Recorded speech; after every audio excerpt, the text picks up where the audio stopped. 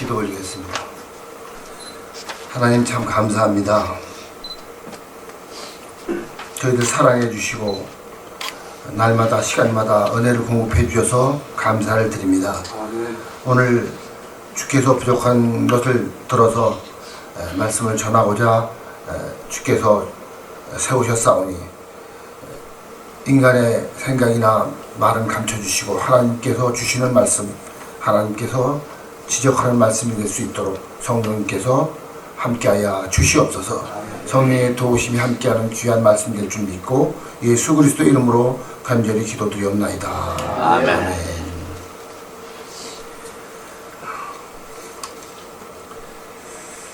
제가 목사님들 앞에서는 잘 설교를 안 하려고 하는 게 제 특징 중에 한 사람인데 어떻게 마지못해가지고 결국은 순종하게 되었습니다. 그냥 또 기회를 주셨으니까는 그냥 또 하나님께서 주신 기회라고 생각하고 말씀을 전하도록 하겠습니다. 오늘 본 말씀은 여러분 잘 아시지만은 천국에 대한 그런 비유입니다. 하나님 나라에 대한 비유인데 이 말씀을 들여다보면서 하나님의 나라는 과연 무엇일까?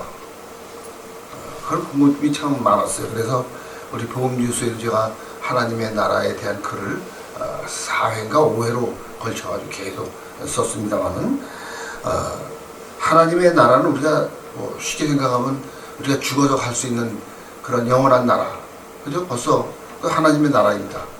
그런데 우리가 지금 현재 살아있을 때의 이 살아있는 현실은 이 땅에서 하나님께서 역사하시는 그 하나님의 나라, 하나님의 통치가 있는 나라, 거기에 우리가 지금 소속되어 있는 거 아니겠습니까? 주님께서 우리에게 귀한 교회를 주시고 또 주권을 가지고 우리를 다스리고 계시고 우리는 하나님의 백성이고 그 땅과 왕과 또 백성이 있는 다스림이 있는 그런 이 땅에서 우리가 존재하고 있으니까 우리는 분명히 하나님의 백성인 것만은 틀림이 없어요. 그리고 하나님의 다스림으로 우리가 이 땅에서 지금 주의 일을 감당하고 있는 것 틀림없습니다. 그래서 주님께서 우리에게 가르쳐준 기도문처럼 하나님의 뜻이 하늘에서 이루어진 것 같이 땅에서 이루어지리다 라고 우리에게 가르쳐 주셨죠. 땅에서 이루어지도록 하나님의 통치가 이루어지도록 그렇게 하나님의 나라에 대한 이야기를 하였습니다. 잘 아시지만은 예수님께서 사역 시작서부터 마지막까지 다 전체가 다 하나님의 나라에 대한 이야기, 하나님 나라에 대한 이야기, 이 하나님의 나라에 대한 일을 감당하도록 우리에게 늘 사명을 주십니다. 우리의 사명은 다른 거 없어요. 나가서 복음을 전하고 하나님의 나라를 확장시켜 나가는 것이 우리의 사명에 틀림이 없습니다. 우리 기아대책도 마찬가지로 굶주린 자에게 빵을 제공하고 복음을 전하여서 하나님의 나라를 이루도록 하는 것, 그것이 우리의 사명이기 때문에 그렇게 우리가 일꾼으로서의 사명을 감당하고 살아가고 있습니다. 그런데 하나님의 백성으로서 우리가 그 사명을 감당하고 있는데 반드시 깨달아야 될 것이 하나 있다고 생각이 돼요. 그게 뭐냐면 우리가 말씀을 먼저 깨달은 자로서 말씀을 받지 못한 자들에게 빵을 전하고 또 물질을 갖다 주고 이런 것을 보면 주는 자와 받는 자 갑과 을이 형성돼 버리게 수 있다는 것이죠. 그러니까 나는 주는 자로서, 나는 부한 자로서, 저기는 없는 자로서, 가난한 자로서, 부와 가난한 자가 이렇게 갑과 을이 형성돼 버리는 그런 일이 생길 수 있다는 것이죠. 그러니까 결국 말하면 가난한 자와 부자가 같이 공평하게 같이 써야 되는 것이 하나님의 나라의 원리인데 갑과 을이 형성돼 버리면은 그러면 하나님의 나라는 불공평해지고 하나님의 나라는 깨지고 마는 것 아니겠는가 하는 그런 추론을 할 수가 있습니다. 자, 그럼 제가 한 가지 질문을 드리겠습니다. 여러분들이 이 세상 살아가면서 과연 공평합니까? 이 세상이 공평하다고 생각하십니까? 큰 교회가 있고 작은 교회가 있습니다. 작은 교회는 어려워서 절절매고 렌트비를 제대로 못 내고 그리고 정말 겨우겨우 운영해 나가고 있어요. 그런데 큰 교회는 돈이 막 차고 넘쳐. 공평한 겁니까? 불공평한 겁니까? 불공평하다고 생각이 되죠. 틀림없습니다. 그렇죠? 또 재벌의 아들로 태어나가지고 뭐 그냥 어려서부터 대우받고 살아가면서 부족함이 없이 살아가고 있고, 누구는 가난한 집 아들로 태어나가지고 정말 비참하게 살아가는 사람들 많이 있습니다. 공평한 것입니까? 공평하지 않아요. 뭐 지금이야 뭐 남녀 이렇게 평등이라고 하지만 지금도 사실 전 세계적으로 여자들을 얼마나 불공평하게 대우를 받습니까? 남자들이라는 그 우선권에 있어서 권위를 가지고 여자들을 얼마나 무시하고 그 차별했습니까? 불공평해요. 여러분 잘 아시지만 인도의 카스트 제도라고 알고 계시죠, 그죠? 그 계급이 다 있지 않습니까? 불가촉 천민이라고 맨 마지막에 있는 이 천민들은 태어나서 아무리 머리가 좋아도 학교 다닐 수 없어요. 공부할 수 있는 기회가 없습니다. 의료 혜택 제대로 못 받습니다. 회사에 마음대로 취직할 수 없어요. 더군다나 목사가 된다거나 제사장이 된다거나 있을 수 없습니다. 평생 태어나가지고 노예로 그냥 살아갈 수밖에 없어요.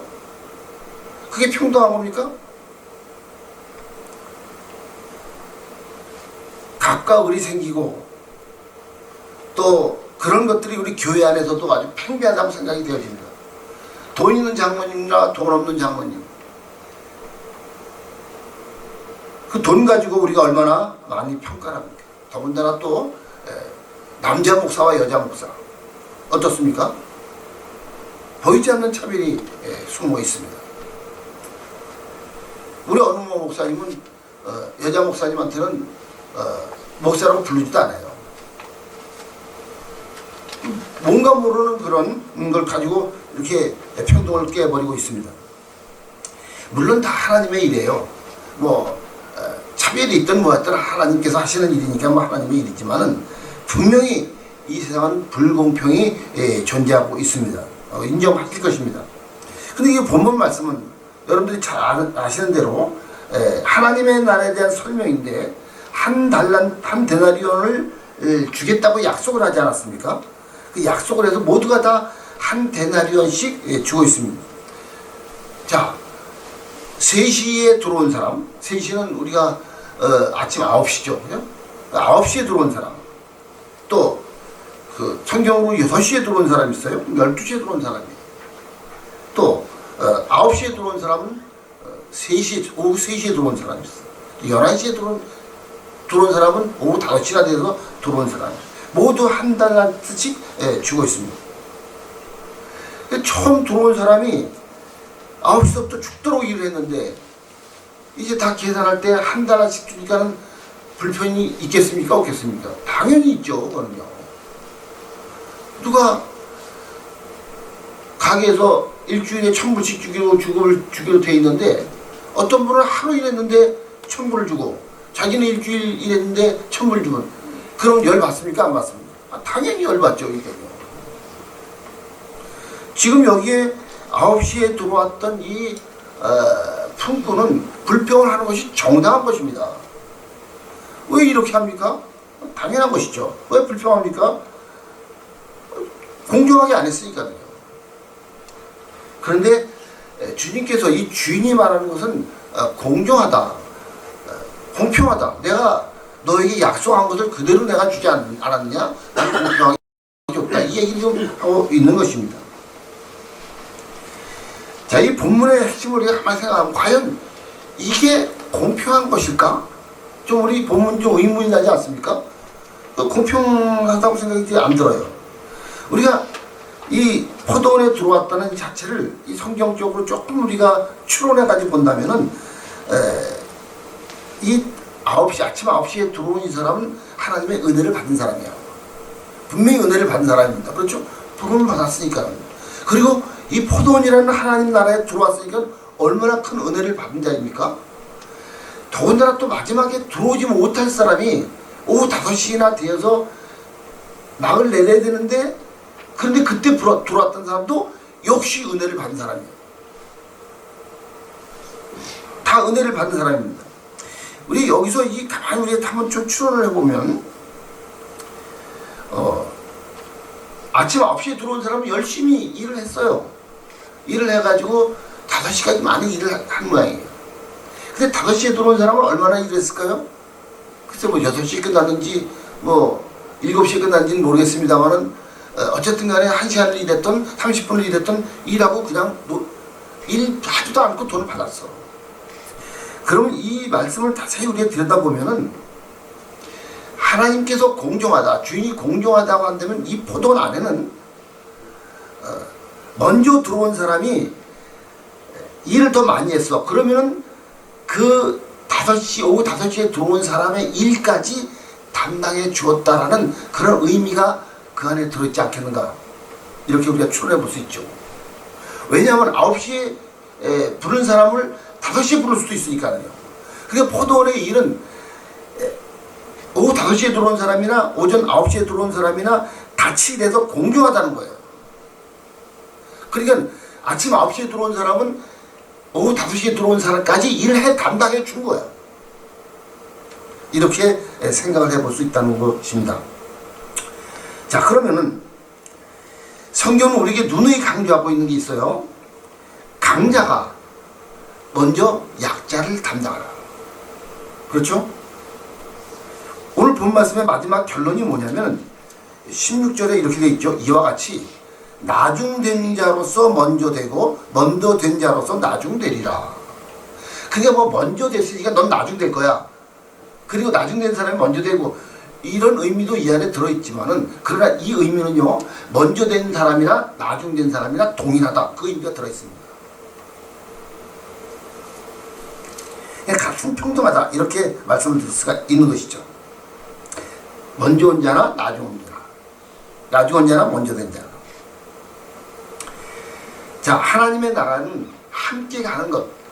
먼저 된 자나 나중 된 자나 강자나 약자나 모두가 다 하나님의 나라는 같이 가는 그러한 하나님의 백성들이다라는 의미가 이 본문 말씀 속에 들어있다는 것이죠.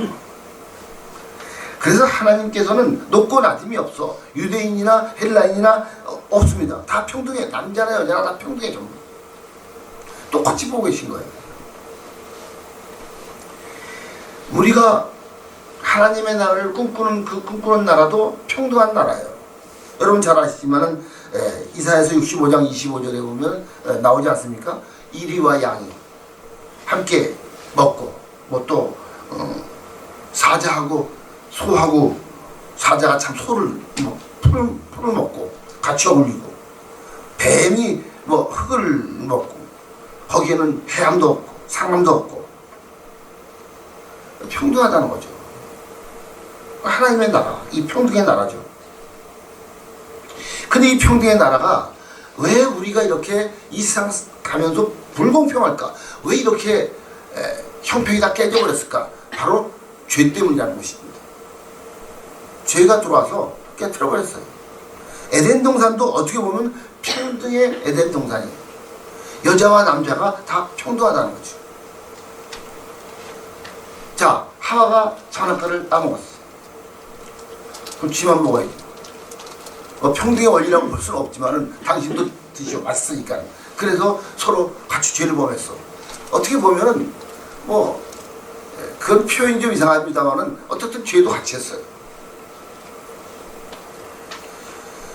하나님의 나라를 역행하는 것은 분명하게 죄 때문입니다. 그래서 힘이 있는 힘의 논리로 없는 사람들을 억압하고 그리고 가진 자로서 없는 자를 억누르는 그러한 힘의 논리가 이 오늘날 이 사회 속에 팽배되어 있다는 것이죠. 그러면 예수 믿는 우리들, 하나님을 믿는 우리들이 예수 그리스도로부터 자유를 얻었는데 자유를 얻었다면 예수 그리스도를 통해 가지고 우리가 하나님의 나라에 대한 평등성이 없으면 우리는 그 자유를 가지고 가진 자로서 다른 사람들을 억압하는 그런 실수를 범할 수 있다 하는 것입니다.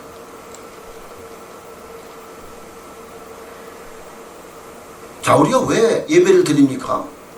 이 예배도 평등 원리예요. 예배를 드리면 우리가 지난주에 드렸던 예배 그리고 또 오늘 드리는 예배, 이 모든 예배는 다 나의 삶과 평등하게 연결되어 있어요.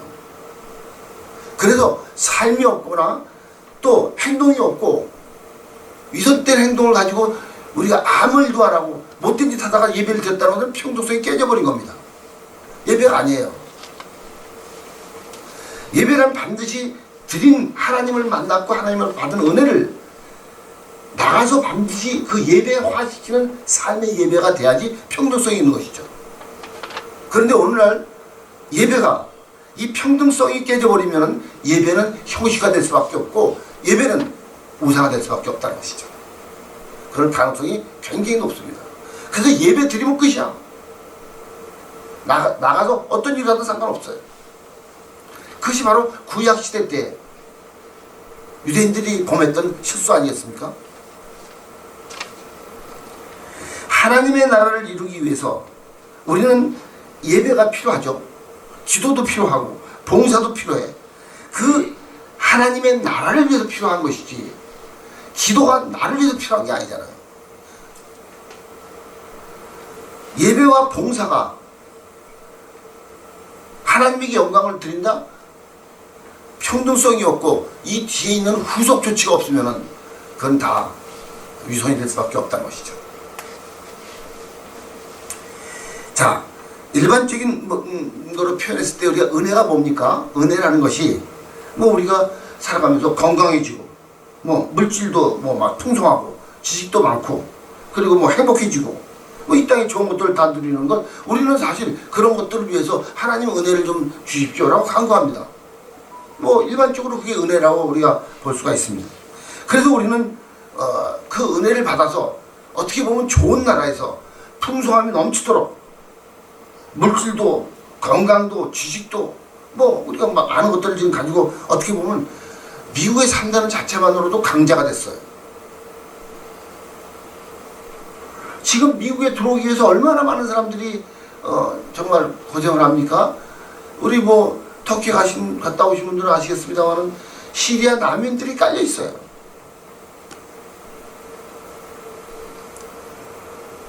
이 나라에 들어오면 잘 먹고 잘 산다. 여기 다 들어온 우리 자체는 여러분 인정하시죠? 은혜 받은 거예요.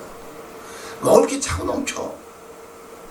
여러분 먹는 거 버리는 게 절반이 아닙니까? 아니 절반인가 뭐 3분의 2는 버려 그냥. 안 입는 옷이 수두룩해. 차고 넘쳐요. 그게 다 은혜로 우리가 받은 거예요. 다요. 이 받았으니까 하나님이 이렇게 많이 주셨으니까 나는 은혜를 받은 자야. 이 가지고 있는 것들 이것들을 은혜라고 한다면 이 은혜를 흘려보내지 않는다면 이거는 내가 가지고 있는 강자가 될 수밖에 없다는 것이죠. 난 더 가졌어 덜 가진 자를 억압할 수 있다는 것이죠. 그런 실수를 하나님의 백성으로서 할 수 있다는 것입니다. 우리가 지금 누리고 있는 이 은혜 9시에 들어와서 먼저 받았어. 우리는 하나님의 나라에 먼저 들어와서 우리는 이 부르심을 받고 은혜를 풍성하게 받았습니다. 그러면 이제 오후 5시에 들어온 사람에게 나눠줄 줄 아는 그러한 공평성을 가지고 있어야지만이 참으로 하나님의 백성으로서의 사명을 감당할 수 있다. 그 말씀입니다.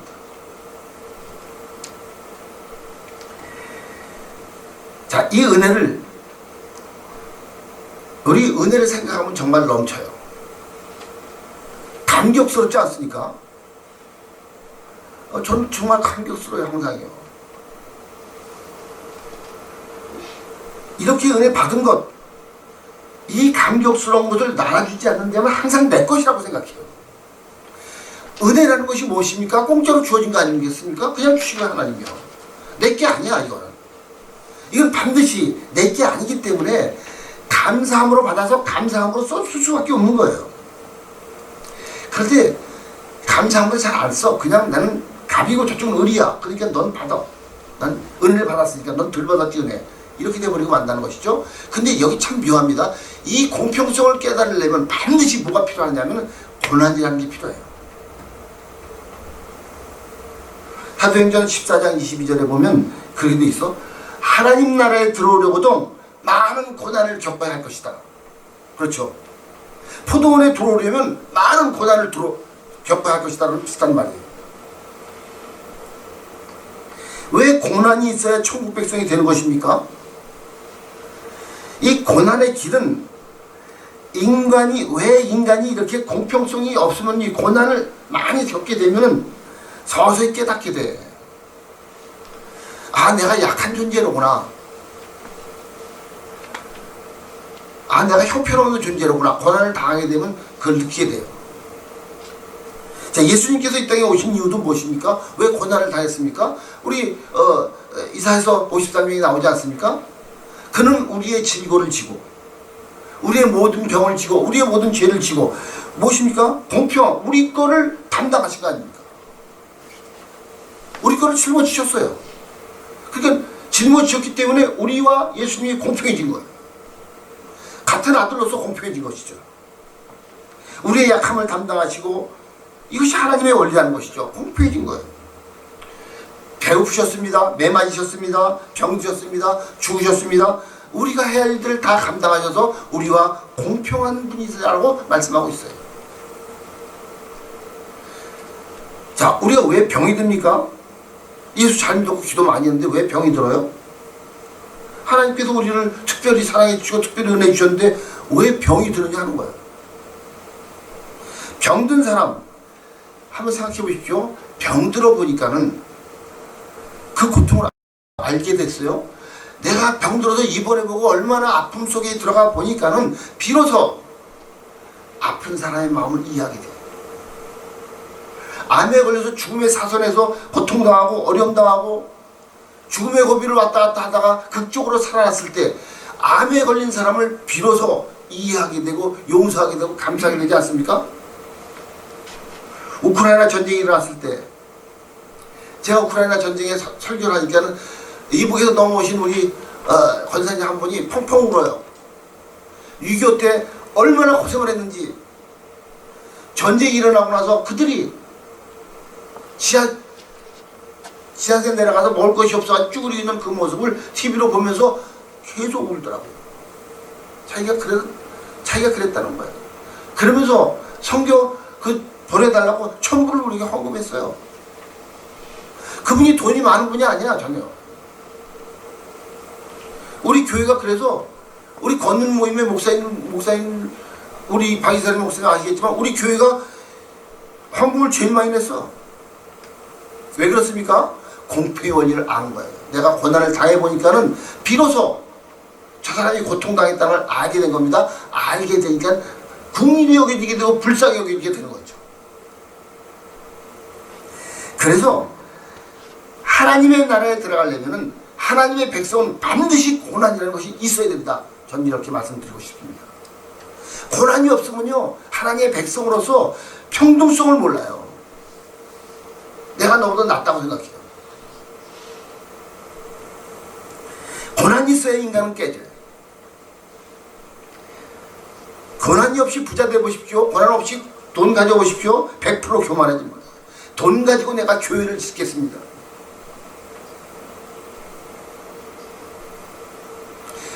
하나님께서 우리를 고난을 통해서 고난 당한 자를 보게 하신다는 것이죠.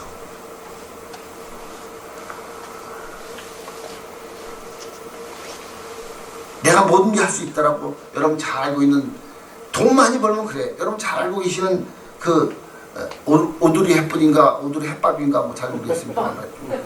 예, 로마의 휴일의 뭐 주인공 햇밤이라는 사람인데 햇반이래요.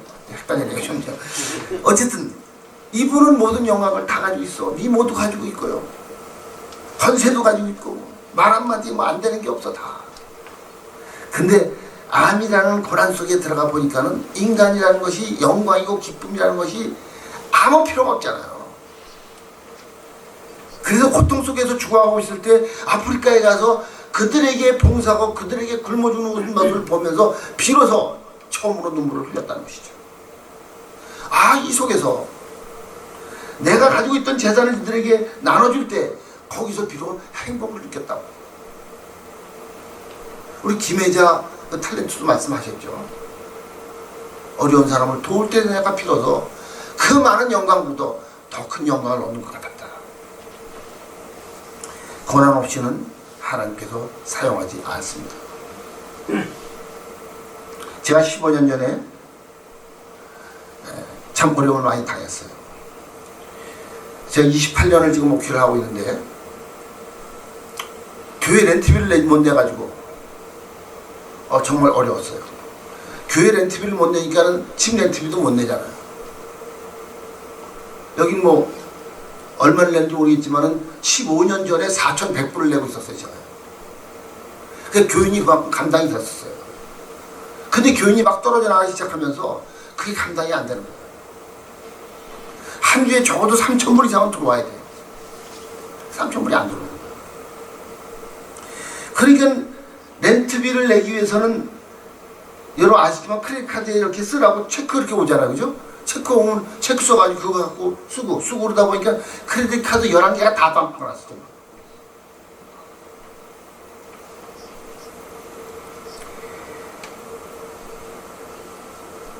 전기 비를 끊어가지고 체크를 써줬는데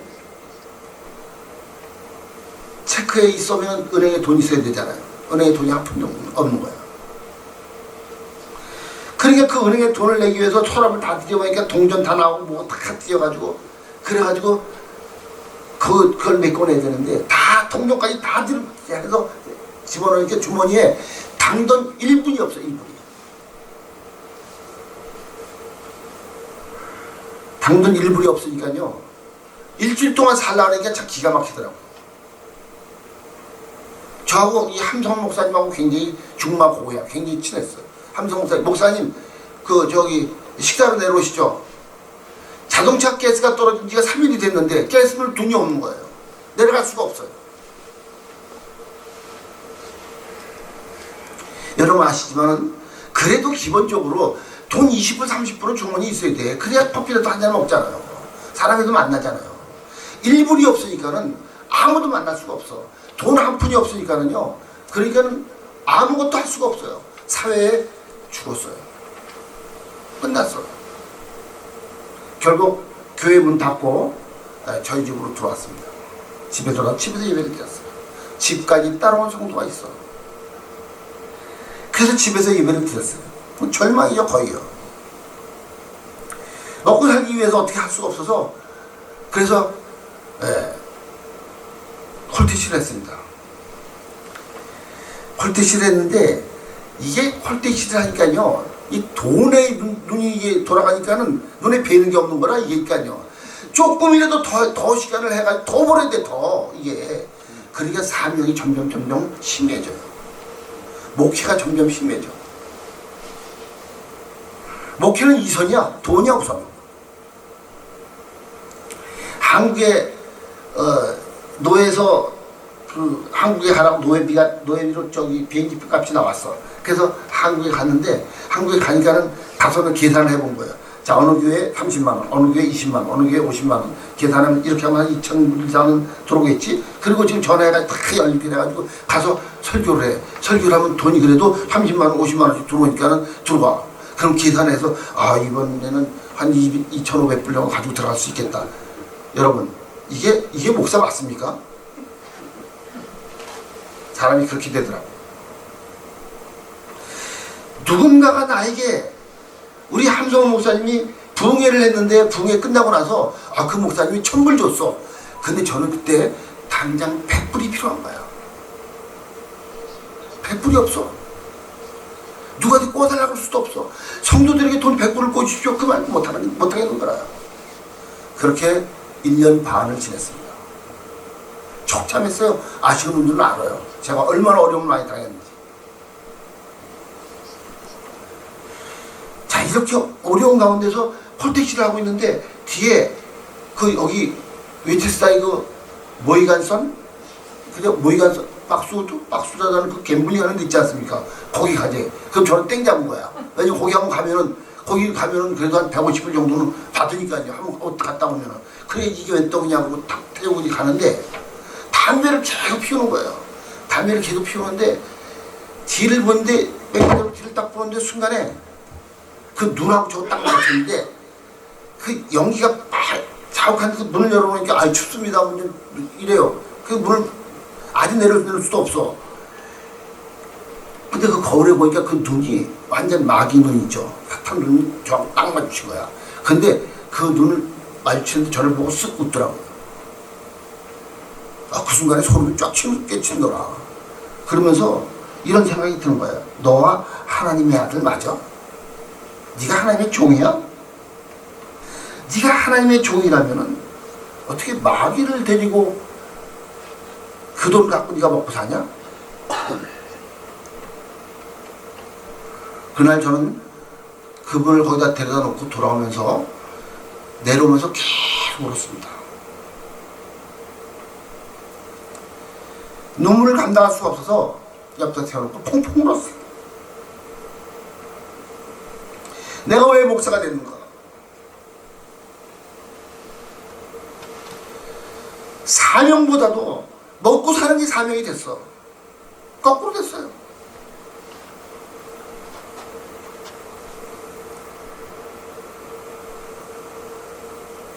저는 때려치고 그리고 우리 집사람과 함께 이렇게 일어났던 모든 일들은 기적 같은 일들은 이제 뭐 다음에 또 한번 기회가 주어주신다면 제가 한번 말씀을 드리겠습니다만 기적과 같이 다시 일어났습니다.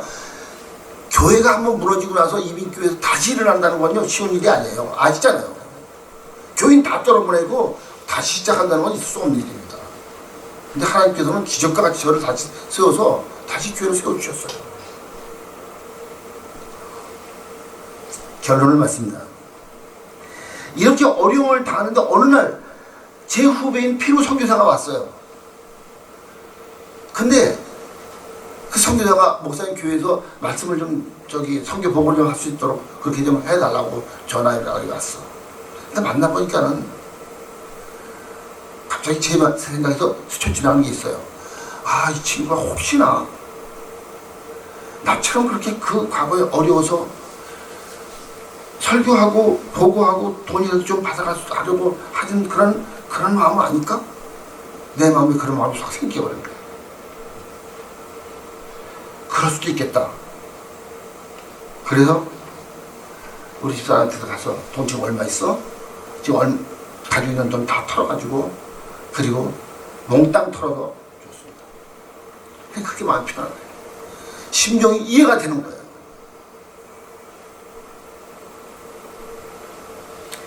저는 여기서 공표의 원리를 알았습니다.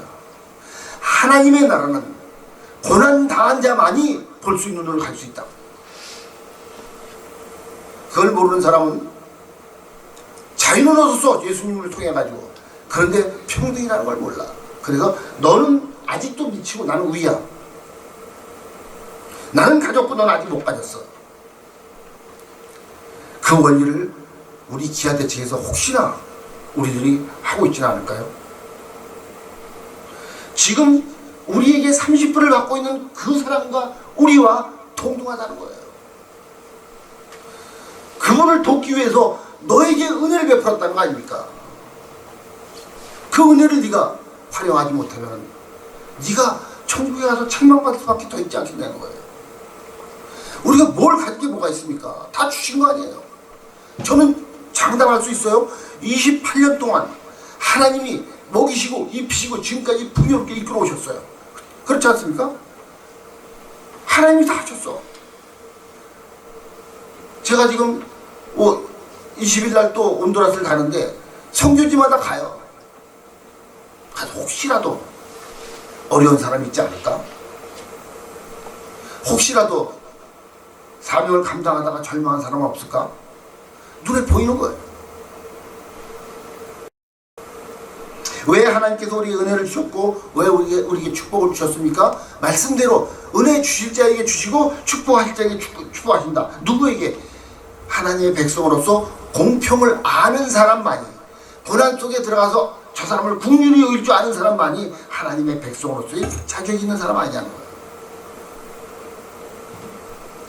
반드시 고난은 우리를 축복해야 합니다. 여러분들이 방법은 아무것도 없어요. 왜 선교지에 갑니까? 가세요.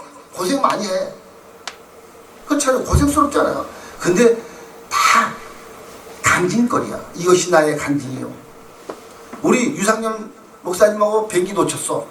평생 간증이야. 밤새도록 어려움 당했어. 그렇지만 그것이 다 간증이에요. 전부 다. 어려움 당한 것만 우리 생각나지 않습니까? 그게 다 자랑이고 간증 아닙니까?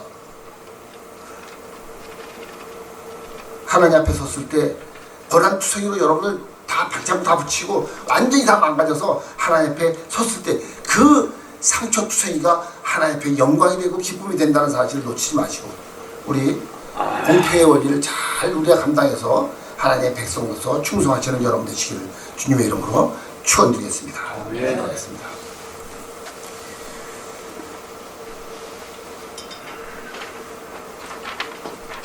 하나님 아버지, 오늘 말씀을 통해서 다시 한번 우리에게 깨우침을 주시고 주께서 우리에게 하신 뜻이 무엇인지를 잘 알아서 우리가 이 땅에서 살아가는 삶의 방향을 잘 맞춰 살아갈 수 있도록 도와주시기를 기도하고 원합니다. 미련하고 못나서 더디 깨닫는 자들입니다. 하나님께서 깨달음 허락해 주셔서 정말 죽도록 충성하여 주님 만났을 때 잘했다 칭찬받는 신실한 종들 다 될 수 있도록 축복해 주시옵소서. 예수 그리스도의 이름으로 간절히 기도드리옵나이다.